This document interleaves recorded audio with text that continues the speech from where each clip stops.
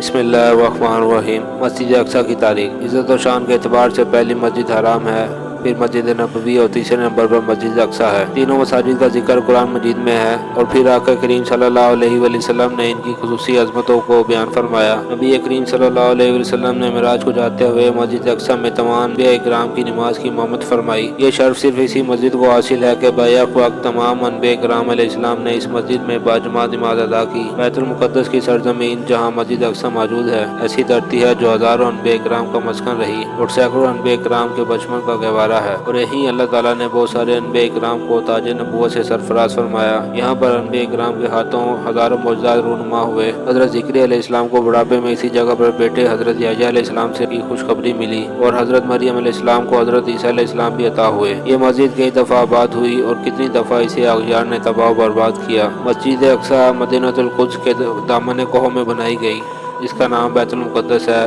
یعنی پاک کرنے والا گھر، جس میں گناہوں سے پاکی حاصل کی جاتی ہے۔ یہ پہلا قبلہ اور تیسرا حرم شریف ہے اور رحمت عالم محمد صلی اللہ علیہ وآلہ وسلم کے سفر معراج کا راستہ ہے۔ ان تین مساجد میں سے ایک ہے جن کے علاوہ کسی مسجد کی طرف ثواب و تعظیم کی نیت سے سفر نہیں کیا جا سکتا۔ مسجد اقصی کا مختصر تعارف۔ روئے زمین پر مسجد حرام یعنی کہ خانہ کعبہ کے بعد یہ دوسری قدیم ترین مسجد ہے، جہاں آج بھی ہم 5 وقت پر نماز باجماعت کے علاوہ جمعہ، عیدین اور تراویح، تہجد، اعتکاف، درس و تدریس کا اہتمام ہے۔ یہ مسجد نبوی کے بعد تیسرا مقدس ترین مقام ہے۔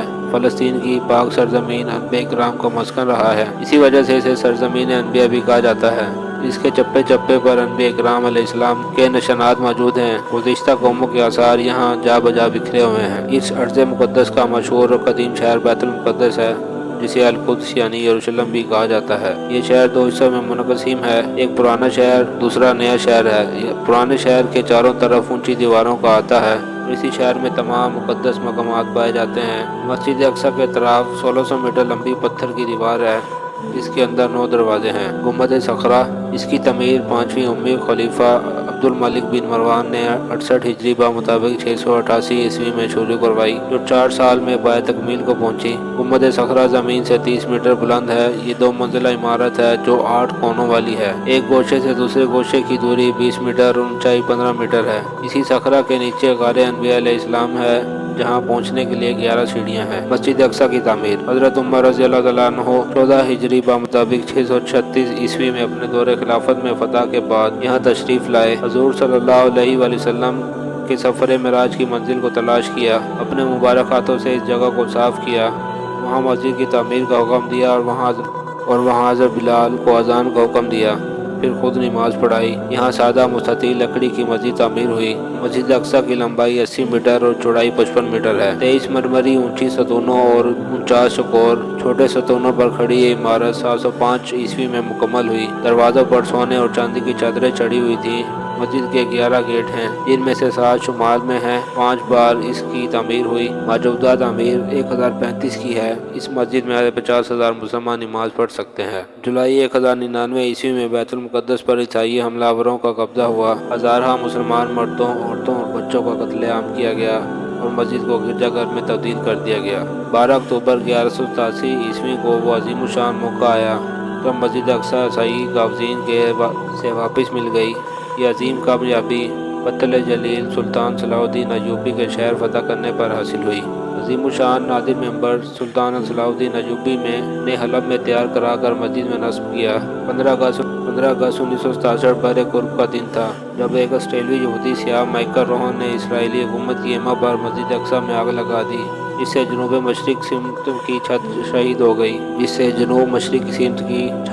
ہو گئی اور سلطان کا وہ نادر یادگار ممبر جل کر راکھ ہو گیا۔ مسجد اقصی کی فضیلت۔ قرآن پاک میں 4 مقامات پر سرزمین شام کو بابرکت زمین کہا گیا ہے۔ نزول قرآن کے وقت ملک شام موجودہ شام سے بہت وسیع تھا۔ موجودہ فلسطین بھی اس کا حصہ تھا۔ مسجد اقصی شام کی اس پر بابرکت سرزمین پر واقع ہے۔ ارشاد باری تعالیٰ ہے، ہم نے اس قوم کو جس کو کمزور بنایا گیا تھا اس سرزمین کے مشرق و مغرب کا وارث بنایا کہ جس سرزمین میں ہم نے برکت رکھ دی۔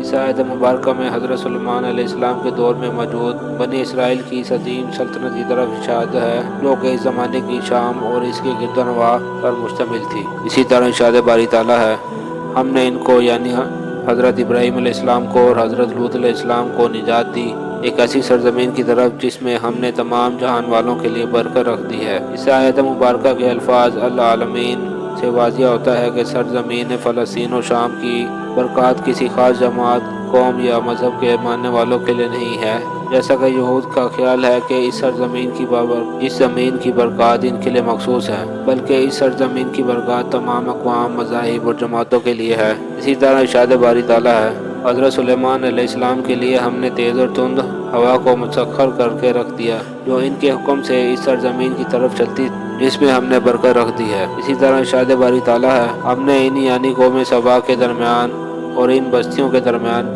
کہ جن میں ہم نے برکت رکھ دی ہے کچھ نمایاں بستیاں بنائی تھیں۔ اس آیت مبارکہ کے الفاظ القرہ سے یہ بھی معلوم ہوتا ہے کہ برکت صرف فلسطین کی بستی میں نہیں رکھی گئی، بلکہ ان تمام بستیوں میں رکھی گئی ہے جو کہ سرزمین شام میں واقع ہے۔ مسجد اقصی کے ارد گرد کی سرزمین بھی بابرکت ہے۔ ارشاد باری تعالیٰ ہے، پاک ہے وہ ذات جو لے گئی اپنے بندے کو ایک رات میں مسجد حرام سے مسجد اقصی تک، جس کے ارد گرد ہم نے برکت رکھ دی ہے۔ اس آیت سے معلوم ہوتا ہے کہ مسجد اقصی کے ساتھ ساتھ اس کے ارد گرد سرزمین یعنی فلسطین و شام کا علاقہ بھی بابرکت ہے۔ مسجد اقصی ارض مقدسہ میں ہے۔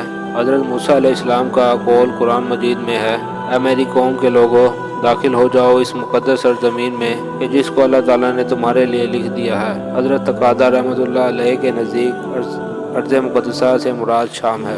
بیت اللہ کے بعد دوسری مسجد اقصی روئے زمین میں بیت اللہ کے بعد دوسری مسجد ہے کہ جس کو عبادت الہی کے لیے تعمیر کیا گیا۔ حضرت ابو ذر غفاری رضی اللہ تعالیٰ عنہ سے روایت ہے، اللہ کے رسول صلی اللہ علیہ وآلہ وسلم، اس روئے زمین پر سب سے پہلے کون سی مسجد تعمیر کی گئی؟ آپ صلی اللہ علیہ وسلم نے جواب دیا، مسجد الحرام۔ پھر میں نے سوال کیا، اس کے بعد کون سی مسجد تعمیر کی گئی؟ تو آپ صلی اللہ علیہ وآلہ وسلم نے فرمایا، مسجد اقصی۔ میں نے عرض کیا، ان دونوں کی تعمیر کے دوران کل کتنا وقفہ ہے؟ تو آپ صلی اللہ علیہ وسلم نے فرمایا، 40 سال۔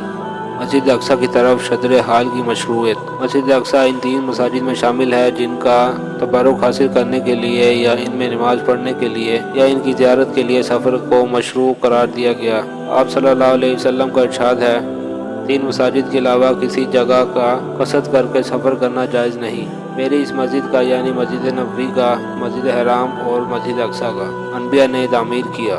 مسجد اقصی ان مساجد میں سے ہے جسے جلیل القدر انبیاء نے تعمیر کیا۔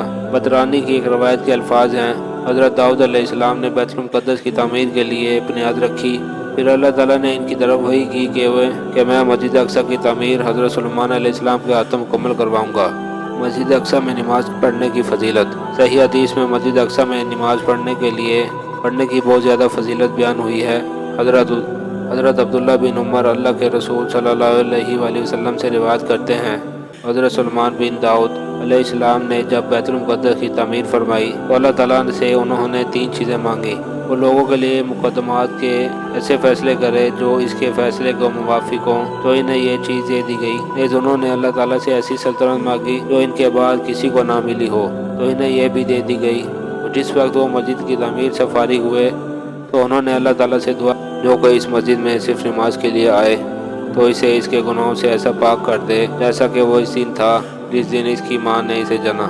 مسجد اقصی میں دجال داخل نہیں ہوگا۔ مسجد اقصی ان 4 جگہوں میں سے ہے جہاں دجال داخل نہیں ہو سکے گا، اور وہ ہیں مکہ مکرمہ، مدینہ منورہ، مسجد اقصی اور مسجد طور۔ حضرت جنادہ بن امیہ دوسی بیان کرتے ہیں، میں اور میرا دوست ایک صحابی کے پاس گئے اور عرض کیا، ہمیں ایسی حدیث سنائے جو اب رضی اللہ تعالیٰ عنہ نے رسول اللہ صلی اللہ علیہ وآلہ وسلم سے خود سنی ہو۔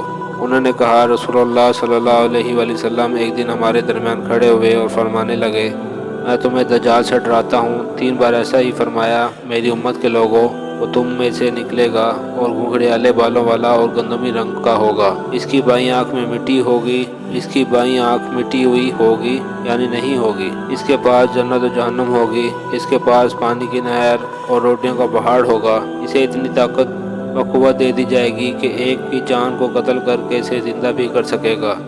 وہ آسمان سے بارش برسائے گا لیکن زمین سے کوئی چیز نہیں اگے گی۔